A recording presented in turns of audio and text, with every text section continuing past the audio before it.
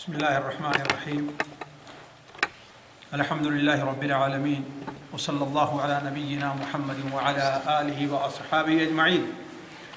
عن عبد الله بن عمر رضي الله عنهما قال: أقبل علينا رسول الله صلى الله عليه وسلم فقال: يا معشر المهاجرين خمس إذا ابتليتم بهن وأعوذ بالله أن تدركوهن. لم تظهر الفاحشة في قوم قط حتى يعلنوا بها إلا فشى فيهم الطاعون والأوجاع التي لم تكن مضت في أسلافهم الذين مضوا، ولم ينقصوا المكيال والميزان إلا أخذوا بالسنين وشدة المؤونة وجور السلطان عليهم، ولم يمنعوا زكاة أموالهم إلا منعوا القطر من السماء، ولولا البهائم لم يمطروا، ولم ينقضوا عهد الله وعهد رسوله إلا سلط الله عليهم عدوا من غيرهم فأخذوا بعض ما في أيديهم، وما لم تحكم أئمتهم بكتاب الله ويتخيروا مما أنزل الله إلا جعل الله بأسهم بينهم. رواہ ابن ماجہ والطبرانی فی الاوسط والحاکم فی مستدرکہ. یہ ایک حدیث ہے جس میں نبی کریم صلی اللہ علیہ وسلم کے ایک بہت بڑے معجزے کا بیان ہے کہ آپ صلی اللہ علیہ وسلم نے آج سے 1400 سال پہلے جن حالات کی خبر دی تھی اور ان حالات پر کیا آثار مترتب ہونے والے ہیں، وہ آج مکمل طور پر ہمارے اور آپ کے سامنے ظاہر ہے. نبی کریم صلی اللہ علیہ وسلم صحابہ کرام کے درمیان بیٹھے ہوئے تھے کہ آپ صلی اللہ علیہ وسلم نے صحابہ خصوصاً مہاجرین کو مخاطب کر کے فرمایا. مہاجر کن صحابی کو کہتے ہیں ابو یعقوب؟ جو مکہ سے ہجرت کر کے مدینہ. بس ہو سکتا ہے کہ مکہ کے علاوہ اگر بعض بادیہ کے علاقے سے مدینہ منورہ آئے ہوں تو وہ مہاجر نہیں ہوں گے. ہاں، آپ نے صحیح کہا. اصل یہی ہے کہ جو لوگ مکہ مکرمہ سے ہجرت کر کے مدینہ منورہ آئے تھے اور انہی کے ساتھ ساتھ جو اور بادیہ کے علاقے کے رہنے والے جہاں پر انہیں اپنے مذہب یعنی دین پر عمل کرنے اور اسے سیکھنے کا موقع نہیں ملتا تھا یا انہیں اجازت نہیں ملتی تھی، تو اللہ تبارک و تعالیٰ کے لیے دین کے لیے اپنا گھر بار حتیٰ کہ مال اور اولاد، بیوی بچوں، خاندان سب کو چھوڑ کر کے جو نبی کریم صلی اللہ علیہ وسلم کے ساتھ یا آپ کے لیے مدینہ منورہ تشریف لے آئے تھے، وہی لوگ کیا کہلائے؟ مہاجر کہلائے. اور جو لوگ مدینہ منورہ میں آباد تھے وہ کیا کہلائے؟ انصار کہا جاتا ہے انہیں. اسی لیے سیرت کی کتابوں میں اور حدیث کی کتابوں میں بہت ملتا ہے مہاجر صحابی اور انصاری صحابی. مہاجر صحابی اور انصاری صحابی یعنی جو لوگ مدینہ منورہ کے رہنے والے تھے اور اسلام قبول کیا وہ لوگ انصاری کہلائے، اور جو لوگ مدینہ منورہ کے باہر سے آئے تھے وہ مہاجر کہلائے. تو شاید اس مجلس میں صرف مہاجرین ہی موجود تھے جنہیں آپ صلی اللہ علیہ وسلم نے خطاب کر کے فرمایا کہ اے مہاجروں کی جماعت، 5 چیزیں ایسی ہیں کہ جب تم ان میں مبتلا ہو گئے تو تمہارا اللہ ہی خیر کرے. یعنی کیا مطلب ہوتا ہے؟ اللہ ہی خیر کرے یعنی بڑی بری صورتحال پیش آئے گی، بڑی مصیبتیں لوگوں کے سامنے آئیں گی اور بڑے مسائل اور مشکلات سے لوگوں کو سامنا کرنا پڑے گا. دیکھیے، اس سے پہلے ایک چیز ذہن میں رکھیے کہ اسلامی اصول کے مطابق دنیا کو کس نے پیدا کیا؟ اللہ تعالیٰ نے. ہر چیز کا خالق اور مالک کون ہے؟ اللہ تعالیٰ ہے. اس دنیا کے اندر اللہ تبارک و تعالیٰ نے بڑی نعمتیں بھی رکھی ہیں اور ان میں تصرف کرنے والا کون ہے؟ اللہ تعالیٰ ہی. صحت ایک نعمت ہے نا؟ صحت ایک نعمت ہے. بیماری کون انسان پسند کرتا ہے نا؟ امن و امان ایک نعمت ہے. کون انسان چاہے گا کہ وہ امن میں نہ رہے، بلکہ انسان کے پاس لاکھ مال ہو، لاکھ اس کو صحت حاصل ہو، لیکن اگر اپنے گاؤں میں، اپنے گھر میں، اپنے شہر میں امن اسے نہیں ہے تو اس کی زندگی کوئی مزہ نہیں ملے گا۔ مال اور دولت اللہ تعالیٰ کی نعمت، اللہ تبارک و تعالیٰ نے ان نعمتوں کے حصول کے کچھ ظاہری اسباب رکھے ہیں، اور اس کے لیے اللہ تعالیٰ نے کچھ باطنی اسباب رکھا ہے، باطنی اسباب رکھا ہے۔ مثال کے طور پر صحت کے ظاہری اسباب کیا ہیں؟ انسان بیماری کے آنے کے جو اسباب ہیں، گندگی یا اور چیزوں، اس سے انسان کھانے میں پرہیز کرے، جگہ کو صاف رکھے، اپنے آپ کو صاف رکھے، یہی تو اسباب ہے نا۔ لیکن اللہ تبارک و تعالیٰ نے ان ظاہری اسباب کے علاوہ کچھ ان نعمتوں کے حصول کے لیے باطنی اسباب بھی رکھے، اور ان نعمتوں کے زوال کے لیے بھی کچھ باطنی اسباب رکھے۔ ایک مومن کو چاہیے کہ وہ زیادہ توجہ کن باتوں پر دے؟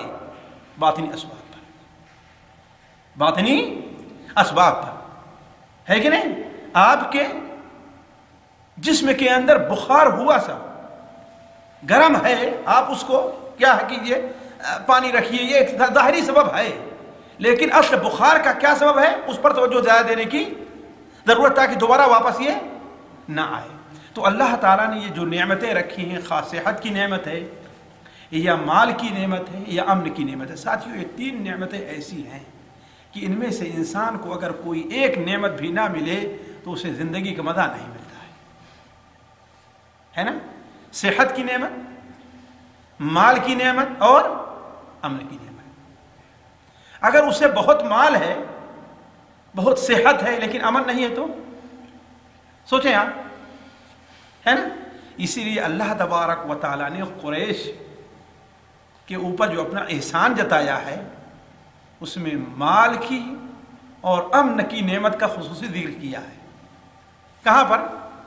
کس صورت اندر؟ وہ یعقوب شیخ عبدالسلام کس سورہ قریش میں، لِإِيلَافِ قُرَيْشٍ إِيلَافِهِمْ رِحْلَةَ الشِّتَاءِ وَالصَّيْفِ، یہ مال کی نعمت ہے، تجارت کی، الَّذِي أَطْعَمَهُمْ مِنْ جُوعٍ، ہے نا، وَآمَنَهُمْ مِنْ خَوْفٍ۔ تو خوف یہ ایسی بری بلا ہے، اور امن کی نعمت اتنی بڑی نعمت ہے کہ جو آج واللہ بھی دیکھ لیے پاکستان میں، خاص طور کراچی کے علاقے میں آپ دیکھ لیجیے، لوگوں کے پاس پیسے ہیں، بچے گھروں میں رو رہے ہیں، لیکن چونکہ امن نہیں ہے لے کر کے باہر نہیں جا پا رہے، بیمار تڑپ رہا ہے، پیسہ بھی ہے، ڈاکٹر بھی موجود ہے، لیکن چونکہ امن نہیں ہے اس لیے اپنے گھر سے لے کر کے بیمار کو نہیں نکل رہے۔ تو امن کی نعمت اللہ تعالیٰ کی بہت بڑی نعمت ہے۔ تو یہ تین نعمتیں، کون سی نعمت؟ صحت کی، مال کی اور امن کی، یہ تینوں جب اکٹھا ہوتی ہیں تو انسان کی زندگی بڑی خوشگوار اور سعادت مندی گزرتی ہے۔ اسی لیے اس حدیث میں آپ نے ارشاد فرمایا کیا؟ من اصبح منکم اليوم آمنا فی سربہ ومعافا فی جسدہ وعنده قوت یومہ فکأنما حیزت الیہ الدنیا بحذافیرها۔ جو شخص اپنے جہاں پر رہ رہا ہے صبح اس حال میں کرے کہ وہاں پر امن ہے، بد امنی اور بے خوفی نہیں ہے، اور کیا ہے، جسم اس کا صحت مند ہے، بیمار نہیں ہے، اور اس کے پاس صرف ایک دن کی روزی ہے، تو گویا ساری دنیا اس کے پاس سمٹ کر کے آ گئی کہ تینوں نعمتیں اس کو، بھوک بھی نہیں ہے، بدامنی بھی نہیں ہے، اور بیماری بھی نہیں ہے۔ تو یہ نعمتیں، ان کے جہاں ظاہری اسباب ہیں، اللہ تبارک و تعالیٰ نے اپنے عدل، اپنی حکمت، اپنی قدرت سے اس کے کچھ باطنی اسباب بھی رکھے ہیں۔ جب بندے ان باطنی اسباب میں کوتاہی کریں گے تو اللہ تعالیٰ ان نعمتوں کو چھین لے گا۔ لاکھ ظاہری اسباب انسان اختیار کرے لیکن کامیاب نہیں ہوتا۔ ایسی ہی چیزوں کا ذکر ساتھیوں اس حدیث کے اندر ہے۔ آپ صلی اللہ علیہ وسلم نے 5 ایسے برے اسباب کا ذکر فرمایا جس سے انسان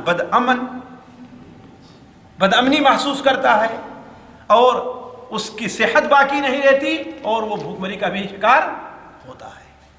وہ 5 چیزیں کیا ہیں وہی اس حدیث کے اندر مذکور ہیں، جس میں سے 2-3 کا آج ذکر ہوتا ہے، پھر اگلی مجلس میں وہ ذکر ہوگا۔ آپ صلی اللہ علیہ وسلم نے کیا ارشاد فرمایا کہ دیکھیے،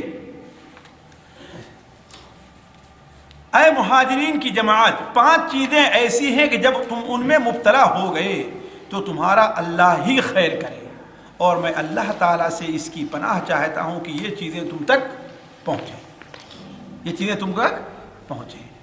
وہ 5 چیزیں کیا ہیں ذرا غور کریں۔ پہلی چیز، اور اپنے یہاں کے حالات پر آپ نظر ڈالیں، جب بھی کسی قوم میں بے حیائی اور بدکاری عام ہو جائے، بے حیائی اور بدکاری کیا ہے؟ ہر انسان سمجھتا ہے بے حیائی یعنی ایسی چیزیں جو انسان کو شہوت کے اوپر ابھارے۔ بدکاری زنا ہے، لواطت ہے نا، یعنی مرد کا مرد کے ساتھ یا عورتوں کا عورتوں کے ساتھ، یہ ساری چیزیں ہیں، یہی چیز کیا ہے؟ بدکاری۔ جب یہ عام ہو جائے، آج نعوذ باللہ من ذالک کس قدر یہ عام ہے، یہ کس قدر عام ہے پوری دنیا کے اندر، حتیٰ کہ بعد وہ جگہیں جو اللہ تعالیٰ سے بڑی مقدس ہیں وہاں تک یہ بیماری پہنچ رہی ہے۔ نیٹ کے ذریعے ہو، ہے کہ نہیں، سیڈیوں کے ذریعے ہو، یا اخبارات اور مجلات اور میگزین کے ذریعے ہو۔ تو آپ نے فرمایا کہ جب کوئی قوم، کسی قوم میں بے حیائی و بدکاری عام ہو جائے اور لوگ اس کا ارتکاب علانیہ کرنے لگے، لوگ اس کا ارتکاب علانیہ کرنے لگے، جیسے کہ آج ہمارے ملکوں میں بھی ہو رہا ہے، ہمارے ملکوں میں جیسا کہ ہو رہا ہے، علانیہ کرنے لگے، تو ان میں کیا ہے؟ اللہ تعالیٰ صحت کی نعمت کو ان سے چھین لیتا ہے۔ اللہ صحت کی نعمت کو ان سے چھین لیتا ہے، اس لیے کہ انہوں نے اپنی نفس کو پاک نہیں رکھا، لہذا اللہ تبارک و تعالیٰ نے ان کی صحت کو بھی گندی کر دیا ہے۔ اللہ ان سے صحت کی نعمت کو چھین لیتا ہے۔ ہوتا کیا ہے؟ تو ان میں طاعون اور ایسی خطرناک بیماریاں پھیل جاتی ہیں جو ان کے گزرے ہوئے بزرگوں میں نہ تھی۔ اور آج آپ دیکھ لیں، ایڈز کو پہلے کوئی جانتا تھا؟ ایڈز کے بعد آج اس سے بھی خطرناک بیماری ہیپاٹائٹس یا کیا کہتے ہیں اس کو، اس سے بڑی خطرناک بیماری پیدا ہوئی، اور متفقہ طور پر اطباء یہ کہتے ہیں کہ اس کا سب سے بڑا سبب کیا ہے؟ زنا، یعنی ایک عورت سے مختلف مردوں کا اتصال اور ہم جنس پرستی، اس کا سب سے بڑا سبب ہے۔ اور یہ بیماری اسی ذریعے سے، یا ایک کا خون دوسرے خون منتقل ہونے، جھوٹا کھانے سے یہ بیماری نہیں پھیلتی، چھونے سے یہ بیماری نہیں پھیلتی، یا تو جنسی اتصال سے یہ بیماری پھیلتی ہے، یا پھر ایک کا خون دوسرے کے خون کے اندر منتقل کیا جائے تو۔ اور جس جگہ اس آبادی زیادہ، یہ بدکاری زیادہ ہے، اس جگہ یہ بیماری زیادہ پائی جا رہی ہے، اور وہیں سے یہ بیماری پھیلی ہوئی ہے۔ یہ نبی کریم صلی اللہ علیہ وسلم کا معجزہ دیکھیے آپ صلی اللہ علیہ وسلم کا۔ تو آپ نے بیان فرمایا کہ جس قوم کے اندر بدکاری عام ہو جائے، یہاں تک کہ علی العنانیہ اس کا ارتکاب کرنے لگیں، تو اللہ تبارک و تعالیٰ ان میں طاعون اور ایسی خطرناک بیماریاں پیدا کر دیتا ہے جو ان کے گزرے ہوئے لوگوں میں نہیں تھی۔ دوسری چیز، جب کوئی قوم ناپ تول میں کمی کرتی ہے، ناپ تول سمجھتے ہیں آپ؟ صرف ناپ تول کہا، لیکن صرف ناپ تول ہی نہیں ہے، اصل مقصد یہ ہے کہ انسان دوسرے کی سادگی سے فائدہ اٹھائے،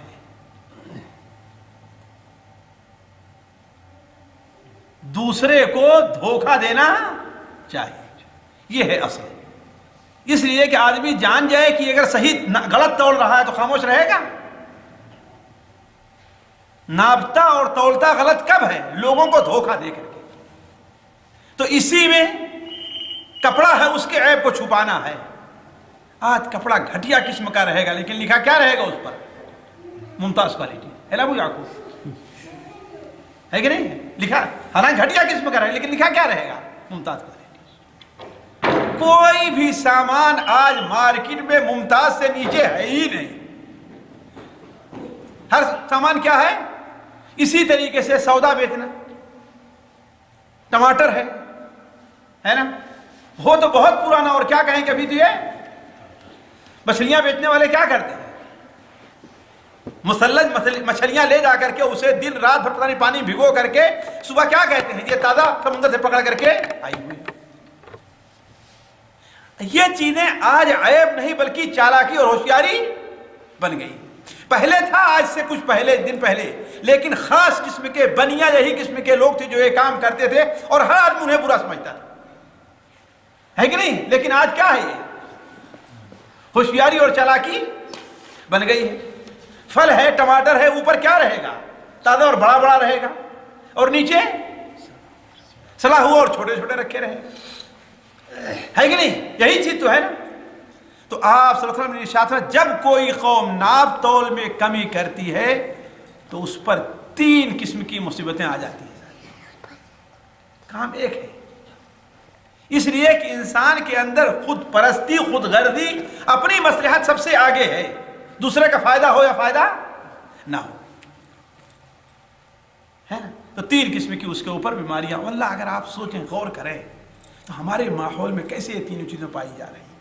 یہ بیماری پائی جا رہی نہیں پائی جا رہی. کوئی بھی انسان شاید اس کا انکار نہ کرے دنیا میں، کہ کوئی کرے گا کہ یہ بیماری نہیں ہمارے یہاں؟ کوئی کرے گا رحمت صاحب؟ کوئی نہیں کرے گا.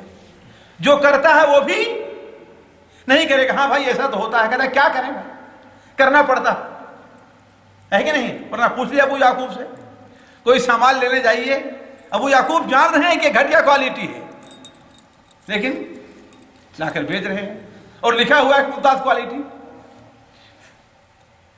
ہے کہ نہیں؟ جان رہے ہیں. تو کوئی اس سے خالی نہیں ہے. تو اس پر اللہ تعالیٰ نے 3 قسم کی مصیبتیں ہمارے اوپر ڈال دی ہیں. پہلی مصیبت ساتھیوں کیا ہے؟ قحط سالی، پانی کی کمی کی. آج پوری دنیا میں پانی کا بہت بڑا مسئلہ بنا ہوا ہے. پانی کا، صاف پانی کا بہت بڑا مسئلہ بنا ہوا ہے. کنویں سوکھ گئے ہیں. آپ جا کر کے دیکھیے تو نلوں جہاں گڑے ہوئے ہیں پانی کی سطح کیا ہے؟ بہت نیچے جا چکی ہے کہ نہیں؟ اور بارش ہوتی بھی ہے تو تباہی اور بربادی لیا دینے والی بارش ہوتی ہے. اور یہ تو پہلے بتا چکا ہوں کہ آپ لوگ یقین رکھیں کہ جس وقت سے اللہ تعالیٰ نے زمین پر بارش کا نظام رکھا ہے، ہر سال بارش برابر ہوتی ہے. بارش ہر سال، اس میں کمی نہیں ہوتی. لیکن فرق کیا ہے؟ یہ ہے کہ جہاں انسانوں کی ضرورت رہتی وہاں بارش کم ہو کر کے وادیوں وغیرہ میں جا کر کے بارش زیادہ ہوتی ہے. بارش آہستہ آہستہ ہو تو زمین میں پانی جذب ہو جائے گا، ہے نا، اور تیزی سے ہو تو پانی بہ کر کے چلا جائے گا. تو یا تو خشک سالی ہے اور یا تو بارش ہے تو کیا ہے؟ تباہی ہے.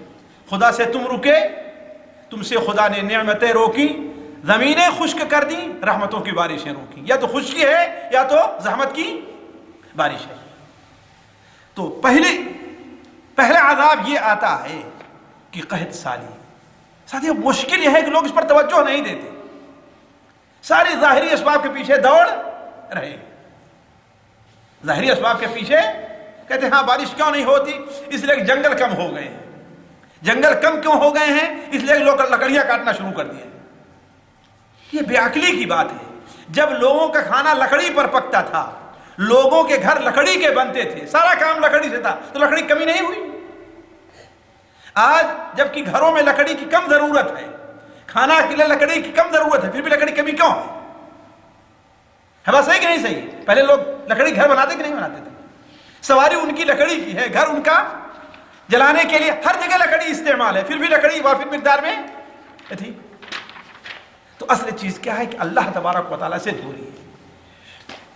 دوسری چیز کیا ہوتی ہے ساتھیوں؟ روزی کی تنگی، یعنی روزی کے اندر تنگی ہو جاتی ہے. بھلا بتائیے آج اگر ہمیں اور آپ کو ہندوستان میں ضرورت بھر روزی ملے تو ہم یہاں پر آئیں گے؟ جی وہ یعقوب، اپنی بیوی بچوں اور یہ لوگوں کو چھوڑ کر کے کوئی یہاں پر آئے گا؟ اور صرف چھوڑ کر کے آنا نہیں، یہاں ایسی باتیں لوگوں کی برداشت کرتے ہیں کہ اپنے ملک کو برداشت کریں گے؟ جی نہیں برداشت کریں گے. کیوں؟ اسی لیے تو نا. تو اللہ تعالیٰ دوسری مصیبت یہ ہے کہ روزی کے اندر تنگی. پہلے ہمارے بڑے بھائی قاری صاحب بڑی اچھی مثال دیتے ہیں، کہتے ہیں پہلے گھر میں ایک آدمی کماتا تھا اور پورے گھر والے آسودہ ہو کر کھایا کرتے تھے، اور آج گھر کا ہر فرد کما رہا ہے لیکن پھر ضرورت پوری ہے نا.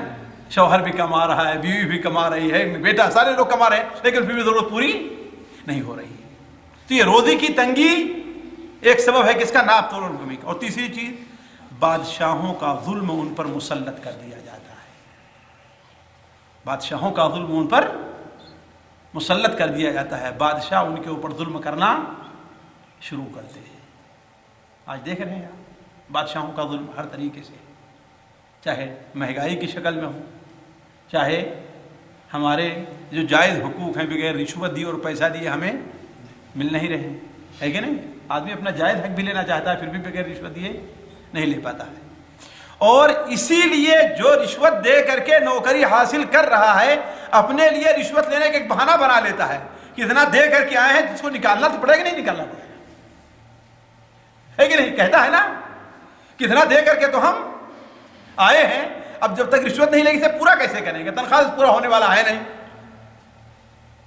تو بادشاہوں کا طرح طرح کا ظلم ہمارے اوپر جو آ رہا ہے، ہم بڑی کوشش کر کے ایک حکومت کو بدلتے ہیں، دوسری حکومت آتی ہے تو پہلے سے ملعون ثابت ہوتی ہے. ایکشن ختم نہیں ہوا کہ مہنگائی شروع ہو گئی ہے نا. تو اصل وجہ اس کی کیا ہے کہ ہم نے کیونکہ اللہ کی مخلوق کے ساتھ ہم نے بددیانتی کی ہے، اس کے اوپر ہم نے رحم نہیں کیا ہے، اس کے مال کو ناحق ہم نے ظلمن لیا ہے. اس لیے اللہ تبارک و تعالیٰ بھی ہم سے اپنی نعمتیں، لوگوں کے حق کو ہم نے روکا، اللہ نے ہم سے اپنی نعمتیں روک لیں. اور ہمارے اوپر بادشاہ کو چونکہ ہم نے ناحق لے کر کے ظلم کیا ہے، لہذا بادشاہ کو ہمارے اوپر ظلم کے اللہ تعالیٰ مسلط کر دے رہا ہے. تو نبی کریم صلی اللہ علیہ وسلم کا بڑا اہم معجزہ ہے. اب حدیث کا باقی حصہ جو ہے انشاءاللہ اگلے ہفتے. اللہ تبارک و تعالیٰ سے دعا ہے کہ اللہ تعالیٰ ہمیں اور آپ کو نبی کریم صلی اللہ علیہ وسلم سنت پر عمل کرنے کی توفیق عطا فرمائے. سبحانک اللہم و بحمدک، اشہد ان لا الہ الا انت، استغفرک و اتوب الیک.